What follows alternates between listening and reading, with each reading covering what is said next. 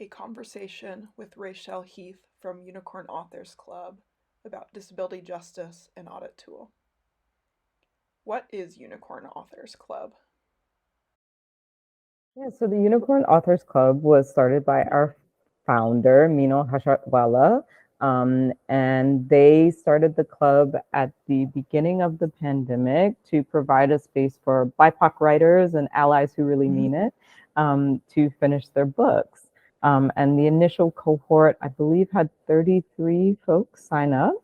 And since then, we've continued to work with writers to finish their books. We've had some really wonderful partnerships. One ongoing that we have with Narrative Initiative that's working with a specific cohort of change makers to finish their books. And the club offers either 4-month or 1-year memberships regularly for folks to have coaching space, access to resources, co-writing space, peer groups, and craft talks in order to support them in the process of finishing their books.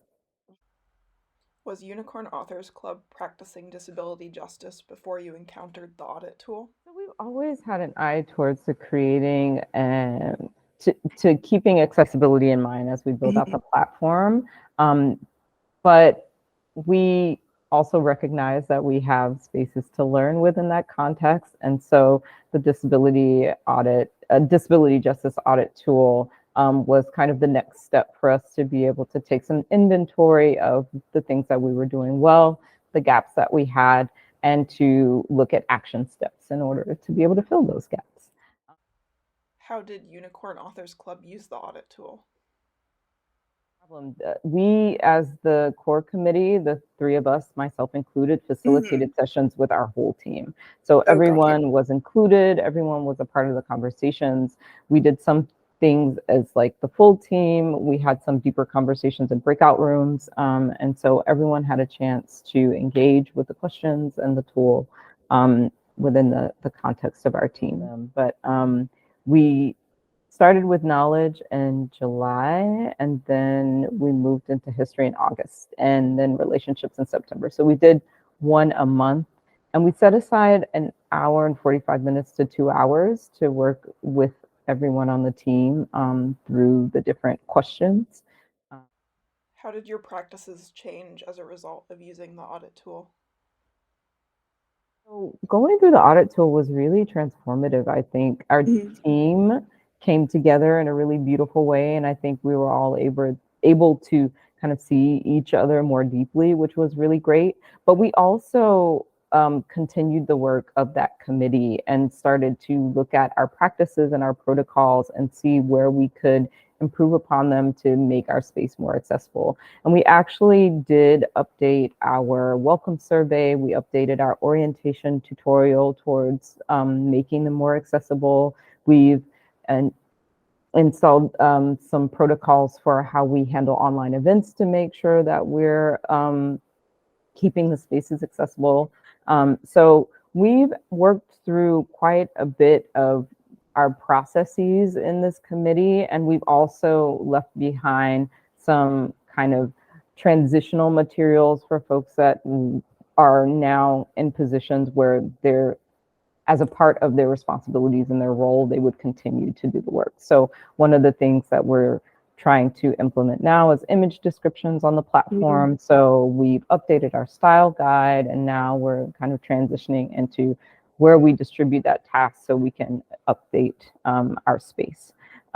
We're continually updating our harm response policy, and a really big chunk of that update came out of the work of this committee, and a really what informed that update was a lot of what came up in conversation in the audit. So there's been a lot of really beautiful, transformative stuff that came out of those initial conversations. What would you recommend for other organizations that want to use the audit tool? We're a small team, so it was really easy for us to be able to do the work through the sections of the audit in our Zoom meetings and to give everyone a chance to like voice and ask questions and create a safe space. And so I think if you are a small team, then that's something that's available to you. For folks that are working on a larger team, I actually think that an in person would probably be better because trying to get 20 people's input in a Zoom meeting can feel like a lot of voices are getting lost. Whereas we're a pretty small team of about, I think we have 11 people now, but at the time we had 7, I want to say. So it was a lot more manageable. The other thing we did was we did form a committee that kind of organized the audit meetings, and we made sure that we sent folks in advance the themes, the questions, some readings that they could tap into before they came into, so that when we all gathered, we all had some time to think about what we were going to be discussing, and in a lot of ways, like really look through. I'm thinking about some of the questions where, what disability activists do you know? Like asking someone that on the spot doesn't give you like the same kind of depth of knowledge as giving them that question ahead of time so that they can really think about, who do I know? What have I read? How has this, touched my space? So really taking the time to prepare how you want to kind of roll out the different parts of the audit, whether you're going to do it all in one day or divide it up. I would strongly recommend dividing it up so people have time to sit with the conversations that they're having, which can be very profound. And then giving people things ahead of time so that they have a chance to really process. And again, give authentic answers to the questions and feel prepared going into a conversation that they probably haven't really had the opportunity to have. One of the things that I thought was really telling on our team is that a lot of folks said this was the first work environment space where they had been asked these kinds of questions and where it had been given priority to have conversation about how disability affects our community and to be really honest about the things that we're doing, but also the things that we're not doing so that we can begin to take steps towards implementing. Thanks for watching. You can download Disability Justice and Audit Tool at northwesthealth.org/DJ Audit Tool.